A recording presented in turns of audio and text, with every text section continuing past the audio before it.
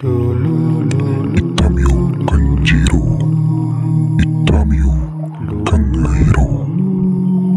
Welcome to my channel. Halo guys, ketemu lagi di Rusboy Channel. Channel yang akan membahas film horor dan mengupas tuntas filmnya kayak ngupas kulit mangga nyolong dari pohon tetangga. Film yang kita anggap serem akan terasa enjoy didengerin. Langsung saja tanpa basa-basi dan banyak ngecupris, kita akan bahas film yang kalian sudah tunggu-tunggu dan request dari kemarin-kemarin. Yang katanya serem banget dan bikin dengkul jadi lunglai. Apa itu? Exhuma 2024. Ini cerita tentang ahli Feng Shui dan Kim Jong-un. Alah, maksudnya dukun dari Korea Selatan ya. Mereka mendapatkan tugas untuk melakukan pemindahan makam keluarga kaya yang tinggal di Amerika. Namun tanpa mereka sadari, mereka juga sudah melepaskan arwah dari iblis jahat yang akan menjadi puncak konflik film ini. Daripada pinisirin, yuk kita langsung gas aja. Dan apabila kau suka sama Rusboy Channel, jangan lupa like dan subrek aja ya. Langsung saja siapin bajigur, kerak telur, sama cimol goreng biar lebih enjoy dengerinnya. Film diawali dengan diperlihatkannya dua orang yaitu Hwarim atau Mbak Saripah ya bilangnya, dan Bong Il atau bisa kita panggil Om Suryanto. Mereka berdua sedang bersantai di pesawat karena menerima panggilan dari orang kaya Korea yang sedang tinggal di Amerika untuk mengobati anak mereka. Perlu diketahui, Hwarim dan Bong Il itu orang pinter, atau bisa dibilang dukun lah ya. Sesampainya di rumah sakit, mereka langsung memerintahkan semua orang keluar dari ruangan. Mereka langsung mengecek kondisi si bayi dan si Bong Il mulai komat-kamit baca mantra kalau kata alam badukun. Setelah dibantu investigasi, Hwarim nebak-nebak kayaknya ada yang gak beres. Kayaknya gak cuma si bayi aja yang terkena gangguan, tapi bapak atau kakeknya juga mengalami gangguan yang sama. Sampailah mereka berdua di kediaman Jiyong, ayah sang bayi. Mereka bercakap-cakap dan mulai menginterogasi Jiyong. Dulu dia punya kakak dan berada di rumah sakit jiwa. Tanpa alasan yang jelas, kakaknya malah mendiskon umurnya sendiri alias bundir. Semenjak kejadian itu, bayinya selalu menangis dan sampai saat ini di rumah sakit. Hwarim pun ngasih info kalau pas dia datang ke rumah Jiyong, sepertinya ada entitas yang mengelilingi rumah ini. Ia menduga entitas itu adalah arwah kakek atau leluhur Jiyong yang merasa terganggu dengan suatu hal. Scene berganti ke seorang pria bernama Kim Sang-deok dan temannya Yonggen, yang sedang melakukan prosesi pembongkaran kuburan. Kim merupakan orang sakti juga, yaitu seorang ahli Feng Shui, sedangkan Yonggen merupakan tukang gali kubur yang biasanya membantu Pak Kim. Esok harinya, bersama dengan Yonggen, Bong Il, dan Hwarim, Pak Kim mulai berunding untuk proses pembongkaran makam. Sebelum itu, Pak Kim mulai ngajak ngobrol Jiyong terkait nama dan asal-usul kakeknya. Karena biasanya, Pak Kim membutuhkan data itu untuk proses pembongkaran. Jiyong tidak menjawab pertanyaan Pak Kim dan malah ngasih syarat kalau dalam proses pemindahan makam itu, mereka harus merahasiakan pemindahan makam dan tidak boleh membuka petinya sama sekali. Setelah dibongkar, maka harus segera dikremasi. Pak Kim pun akan memberikan keputusan setelah melihat kondisi makamnya.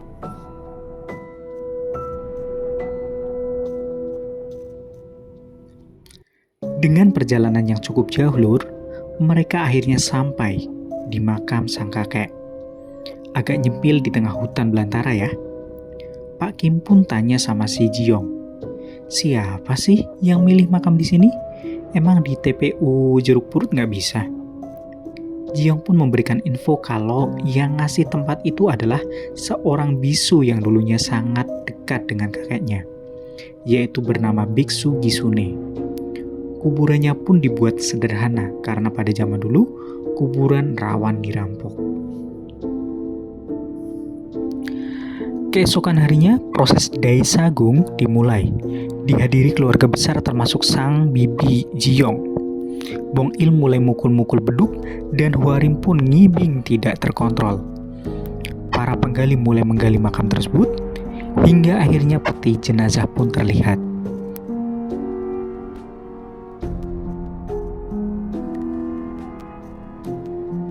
Peti itu akan segera mereka angkat ke mobil dan akan segera dipindahkan ke tempat kremasi.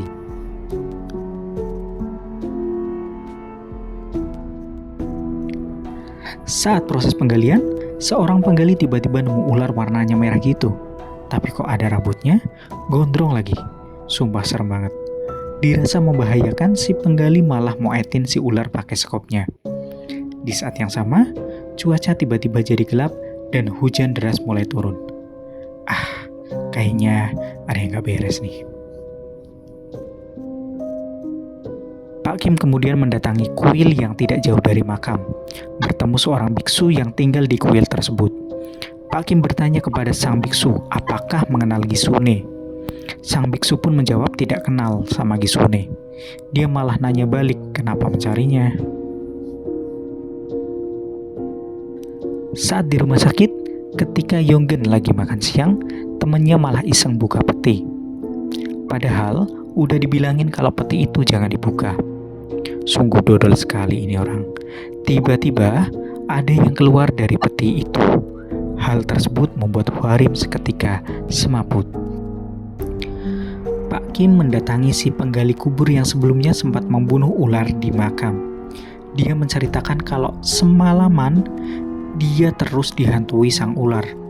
Pak Kim bergegas pergi ke makam sendirian dan menemukan bangkai ular yang dibunuh itu.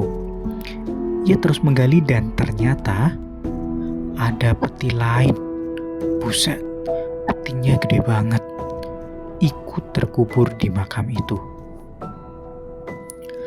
Untuk mengamankan peti itu, Hwarim meminta beras ketan kepada sang biksu dan meminta agar Bong Il mengambil darah kuda yang ada di mobil. Bibi Jiong pun ikut ke kuil dan mereka mulai berbincang kenapa sang kakek dimakamkan di tempat itu. Sang bibi menyampaikan bahwa Gisune merupakan orang Jepang yang sangat paham geografis. Tapi bibi sendiri juga nggak tahu alasan kenapa sang kakek dimakamkan di tempat itu. Bibi Jiong pun pulang dan berjanji akan segera membayar ongkos sesuai yang dijanjikan Jiong. Bibi pun menyerahkan peti itu ke mereka berempat agar diurus. Mereka pun tidur, dan Bong Il terbangun. Dia mendatangi sang biksu, tapi tak ada di sana biksunya. Dia pun mengecek ke kandang babi, ternyata sang biksu sedang dihabisi sesosok makhluk aneh. Dia segera membangunkan Hwarim di mobil untuk mengecek keadaan. Saat masuk ke ruangan tempat menyimpan peti, ternyata jasadnya sudah kabur, walaupun sudah dikasih penjagaan. Hwarim pun menyuruh Bong Il untuk membangunkan Pak Kim dan Yonggen.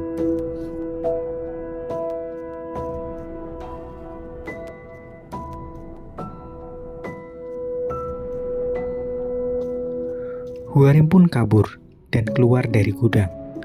Bong Il datang untuk menyelamatkan Hwarim, tapi percuma, malah perut Bong Il yang dicocol balik sama si makhluk itu.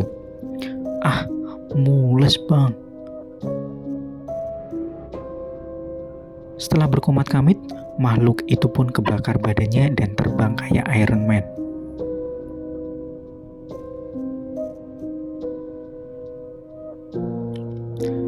Pagi harinya, bermodalkan alat bekas perampok yang ia ambil di kuil, ia mencoba menggali kuburan itu lagi. Di saat yang bersamaan, Hwarim di rumah sakit ditemani kakak dan adik perempuannya melakukan ritual permainan hantu untuk memancing sosok yang ada di tubuh Bong Il. Sosok itu pun berhasil terpancing dan Hwarim mengajaknya ngobrol santai. Hwarim menanyakan asal-usulnya. Dia pun menjawab bahwa dulunya dia adalah prajurit yang sangat setia kepada tuannya. dan sudah membuat modar 10.000 manusia, hingga tuan yang ia maksud menjadi seorang dewa. Dia pun mengaku bahwa sebelumnya dia adalah seorang jenderal. Tiba-tiba, Bong Il kejang karena lukanya. Hwarim pun mengamati luka Bong Il, dan sepertinya iblis itu menghindari tato doa yang ada di tubuh Bong Il. Oleh karena itu, mereka pun berangkat dan membuat tato doa-doa di tubuh mereka. Setibanya di makam, mereka menaruh ikan yang mereka bawa ke sepanjang jalan. Ikan itu mengarah ke pohon besar tempat Hwarim akan mengikat sang iblis. Malamnya, mereka mulai bersembunyi dan memantau gerak-gerik sang iblis. Benarlah, si iblis terbangun dan memakan umpan itu. Mulai mendekati pohon. Saat iblis mendekati pohon, Hwarim membakar beberapa ranting yang dia masukkan ke celah pohon. Jadi biar agak berasap-asap gitu. Di sisi lain, Pak Kim dan Yonggan bergegas masuk ke dalam makam. Kembali ke Hwarim yang menyamar menjadi roh penunggu pohon dan mulai mengajukan pertanyaan ke iblis itu. Sudah berusaha mencari, namun mereka berdua tidak menemukan pasak besi yang dimaksud. Hingga akhirnya, penyamaran Hwarim diketahui sang iblis. Hwarim lari dan berpapasan sama Yonggan. Dia meninggalkan Pak Kim sendirian yang sedang berusaha mencari pasak besi itu. Di saat yang sama, sang iblis berubah menjadi apa ya? Jadi api kayaknya ya. Dan terbang kayak Iron Man ke arah makam. Mereka berdua segera lari ke makam untuk ngasih tahu Pak Kim agar segera bergegas kabur. Namun sayang, sang iblis dah nyampe duluan.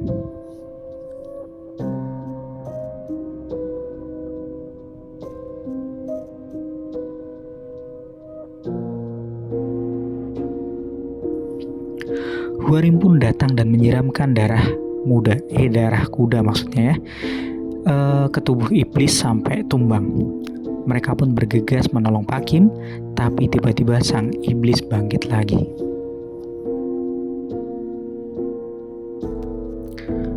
Pak Kim pun mengetahui kelemahan si iblis. Pak Kim mengambil batang kayu dari alat yang digunakan untuk menggali dan kemudian mencocol balik si iblis. Pas di kakinya tentunya. Dan si iblis merasa kesakitan. Saat si iblis memegang kepalanya, Pak Kim segera ngasih sabetan maut yang membuat si iblis tumbang dan berhasil dimusnahkan.